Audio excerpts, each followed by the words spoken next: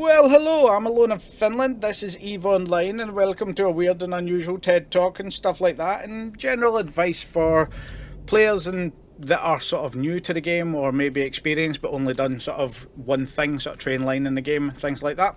I sort of like watching these videos from other people, so I thought I'd put my 2 cents in and talk about things as well. Now, this isn't one that I've seen spoken about, so I figured this is a good one for some new people, and that is sort of the economy of the characters that you use.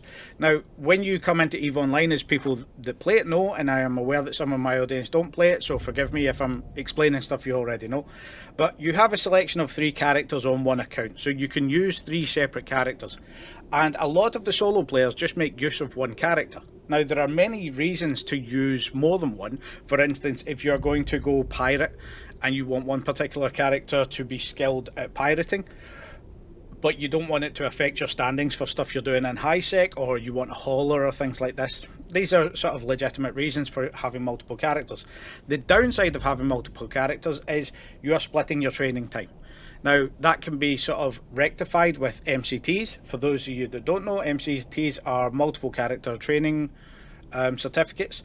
At the moment, and I'm going to give rough numbers here because of exchange rate and euros versus dollars and stuff like that, but at the moment, 3 MCTs is about $24, as opposed to 1 month of Omega, which is $1. Which is $20. So you get 1 month of training, 1 month of open account for high level if you have your Omega, but if you pay 24, so what's that, €8 per month more, you can use multiple characters, you can train multiple characters. The reason I say €8 is because obviously you get 3 certificates with an MCT purchase. You can also buy them in game if you're making enough money and stuff like that, and there are usually deals and things that make them cheaper, but I'm just going for the raw base numbers for people that sort of, it's the best way to understand it, in my opinion. But you get 3 MCT certificates, each one of them will do you a month. So if you pay for 1 Omega and then sort of a little bit more than double, you'll get a secondary character that you can train up for 3 months on top of that. Now, that's not exactly what I did initially, but my characters, there was an MCT deal, deal a little while back, which gave you an Omega as well, and these crop up quite often. For those of you that don't sort of really like the idea of paying every month, don't put money aside, and there will be cheaper deals, and there is always sort of cheaper deals and things like that. Remember, you can play EVE Online for free, but at the same time you are sort of limited, because that free, although they reference it as an alpha account, that free is a demo. It is what you can do in the game, and it's perfectly fun in a lot of those levels. And if you're looking at it as something that you're not trying to build money in, especially if you're doing PvP, then alpha is definitely worth it. The vast majority of faction warfare is done in frigates and cruisers. You can skill up your frigates and cruisers no problem to acceptable levels on the alpha. Now, for this, we are talking about multiple characters. So the reason that I use multiple characters, specifically the reason I use 2 characters on my main account, is that one of them does everything I've been playing since the beginning, and that's where all my training points went to. And then the second one, and I'll actually bring it up at the moment because I'm skilling it up as we speak, but the second one is sort of skilled around about mining, or skilled into mining. As you can see here by the fact that I'm training for Tech 2 mining barges and stuff like this, this is something that I'm still building up. I don't have many skill points. We're only at 11 million. Some of the newer players might think that's a lot of skill points, but my main has over 200 million. Because I've been playing for 20 years, don't think that you have to do that straight away. I've been playing for a hell of a long time, so that's why I've got so many skills. I think I should have like 250 million if I'd been like subscribed the entire way through, but I haven't. However, as you can see sort of here, by around about here, so in another 2 months time, 3 months time ish, here in about 2 months time, I should have Tech 2 mining sorted out. So that would be using exhumers to be able to mine, and this is where the sort of advantage comes, because you can just have this out if you're doing something else. Oh, I've popped one of my roids. Let's grab another one. If you're doing something else when you're still next to your computer, then you can put it in and you can AFK mine. Now, bear in mind that this leaves you open to ganking. Oh, there's an alarm for an autism meeting. Oh, fun in games. So you're still open to ganking, which is why you should sort of pick your moments in times like this. If you are playing in a 0.5 system next to low sec space on a Sunday evening, afternoon, Saturday evening, afternoon, then you're most probably going to get ganked if you're leaving your miner AFK. However, if you are doing it in a system that is out of the way, now the system I'm in currently is 9, which isn't out of the way, but it is quite local to some of the stuff I do. But say for instance, if we bring up the map here, if you were to go down towards the derelict region around about here, or sort of southern Amar space, these are fairly sort of low-key areas. Most of your ganking seems to happen around about Galanti and Caldari space because that's highest population, and it used to happen an awful lot around about Hek. So if you were in Nakogard, which is next to Hek, then that was just gank central for years and years. It seems to have calmed down recently, but be aware of what can happen and what times you're playing at. But if, like me, you're at home, you're doing some work and you have the ability to have something open in the background or on a second screen, then this is a good way to do it. You can turn your sound up a little bit so you can hear what's going on. When roids pop, you'll be able to hear them. And it's a good way to sort of utilise that second character, because for a couple of months training you can skill up a character that you can use as a utility character to make a little bit of sort of semi-passive isk while you're doing this, and it's nothing extra on top of this. Now, the extension of this is where you get into multiple accounts, where you can do sort of AFK mining or semi-AFK mining, should I say, like this, where you have multiple accounts in the same area. You skill one up high enough to have an orca, and then you have a couple of characters that are skilled at mining barges. For me, I usually maximum have 2 active accounts, and that is a rarity. So because I'm on alpha with all of my other accounts, I can only log in 1 account. You're only allowed to log in 1 account at a time, unless they are omega. So if you have an omega and an alpha, you can only log the omega in. If you have 2 omegas, you can log them in together. If you have 2 alphas, you can only log 1 in. So you need both accounts to be an omega if you're going to log in multiples. There is a workaround, and I'll talk about it because I made that mistake once and I was corrected. Thank you to the people that corrected me. If you have multiple machines, you can log in multiple accounts. However, I am well aware that EVE Online, CCP, is a company that does keep an eye on things like this. So you are risking all of your accounts if you are constantly manipulating that to have like 3 omegas running on 3 separate machines, or running in sandboxes or stuff like this, because they do look at that sort of thing. A lot of people that you will see online will talk about how lax CCP is with bots and things like this. That is not the case at all, and they do have some active stuff within their sort of server cluster that detects bots.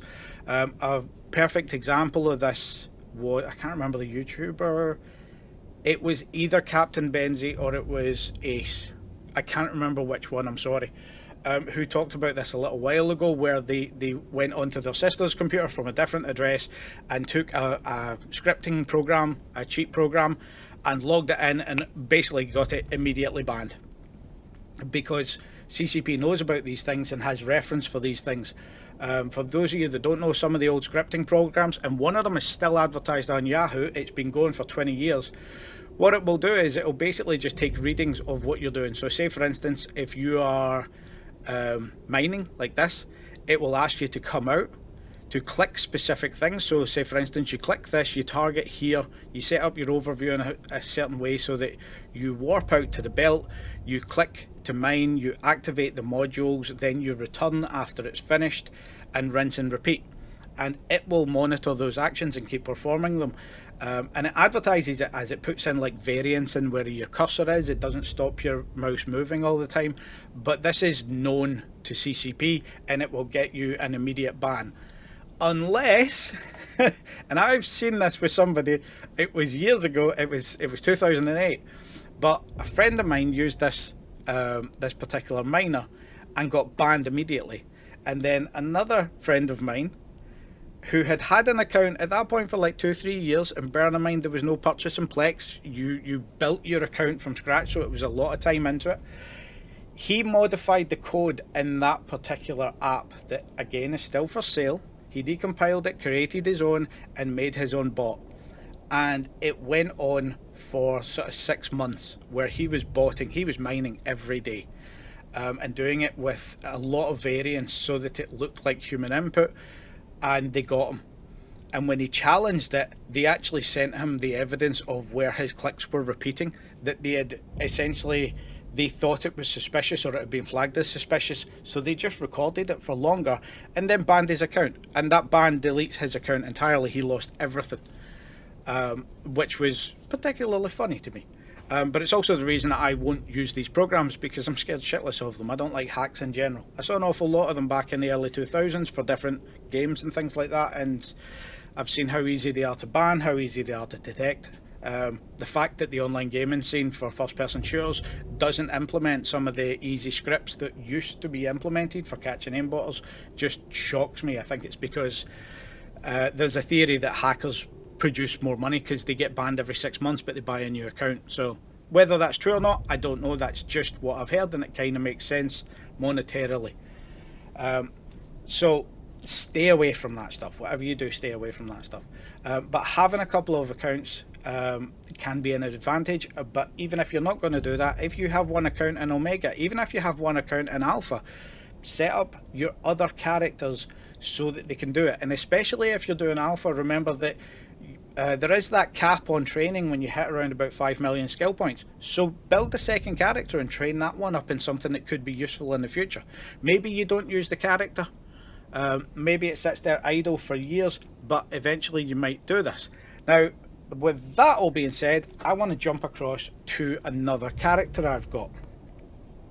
So I'm just going to pull this away and hop into the other character. So as we see here, I've got the 3 characters there. I've got Madam Broker, I've got Tortuga Reborn, who you've seen most of my stuff on, and then I've got Soulcover.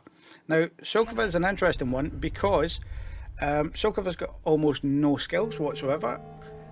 If we have a look inside the skill sheet, we are sat at currently just over 1 million skills and still ticking away. So slowly training up. However, if we actually look at the character information, you'll see that I made this character in 2018. So it was one that I had made basically because I thought I'd grab the name, and I just let it sit there and didn't do anything with it. And more recently I thought, well, actually some of the pirating stuff that I want to do is fairly low skilled, so why not put this one onto training, train it up a little bit. Again, the reason that I'm training 3 characters at the same time is because of the MCTs. I dropped 2 of them onto one character, 1 of them onto Soulcover, just to give her some extra stuff to go through. But there's not much going on here. There's 41 mil in net worth, which I'm slightly confused about. But as you can see, Riddenjorn Moon 2 Pater Tech School, this is back before we got the air stations for training. So this character was set up before the tutorial started, which is quite funny because it's just been sat there with no skills, with no training, doing absolutely nothing. It's been undocked once and that was it, and I redocked it. So I'm actually quite confused as to why it's got stuff in other places. But yeah, as you can see there, there's almost no assets. It's a brand new character and it's ready to go for something else. But it's something that's useful to have, and if you have the ability to train up multiples, then that's a good thing. But even without that, it's worth spending the time to have a utility character there, whether it's a miner or a hauler or something like that, that you can have a sort of inactive play. Maybe you're doing long distance transport of cheap goods. Maybe it's a case of like I'm doing, you're just leaving it AFK mining, or maybe it's something that you want to use for PvP or PvE or things like that in different areas that will affect your standings. So something to be aware of.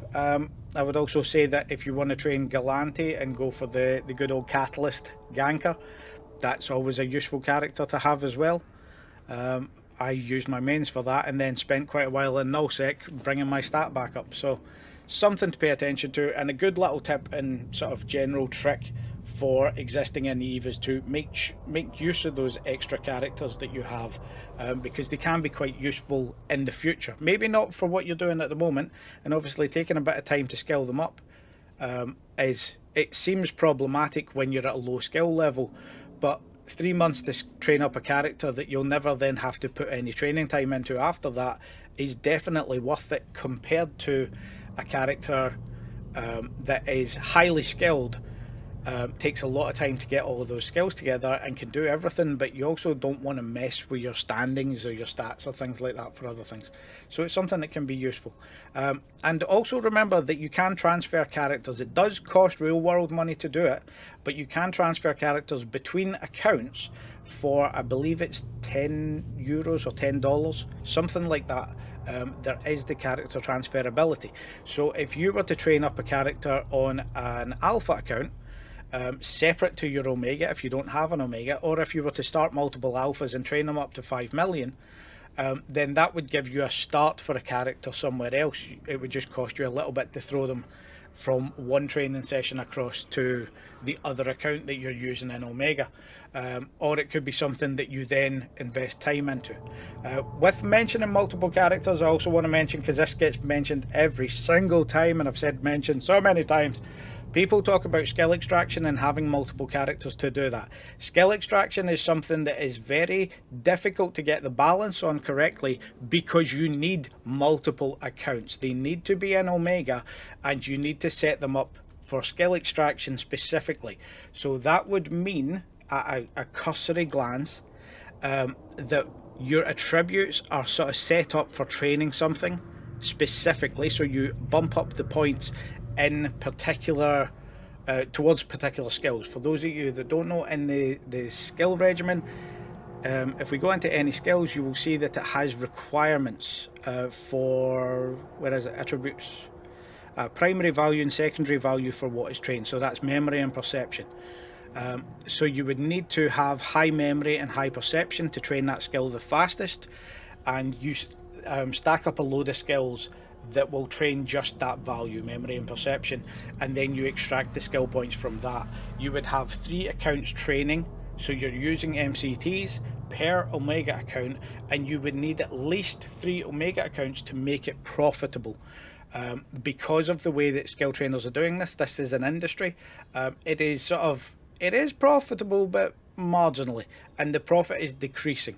I've had a few people in the past that have talked about having the third character training for these things, and I did a video before where I went through the sort of numbers on this, where it's not economical if you've just got one extra character slot. You need to do multiple to make it any sort of increased value over the top of just buying and exchanging injectors or extractors or things like that. It's not worth it. It's something that can net you a little bit of profit, but it's just generally not sort of worth it over the deals that you would get for Plex and ISK and stuff like that. So bear in mind that there's a lot of false information about that.